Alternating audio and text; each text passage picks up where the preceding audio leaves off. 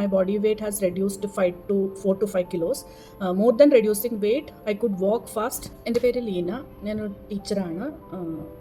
ഞാൻ സൗഖ്യയിൽ ജോയിൻ ചെയ്തിട്ട് ഇപ്പോൾ 3 മാസമായി. ഞാൻ എന്താ ജോയിൻ ചെയ്യാനുള്ള റീസൺ എന്ന് വെച്ച് കഴിഞ്ഞാൽ, ഞാൻ കോവിഡ് വാക്സിനേഷന് ശേഷം എനിക്ക് കുറേ ഹെൽത്ത് കോംപ്ലിക്കേഷൻ ആയിരുന്നു. ആ സമയത്ത് ഞാൻ സ്റ്റിറോയിഡ്സ് യൂസ് ചെയ്തിരുന്നു.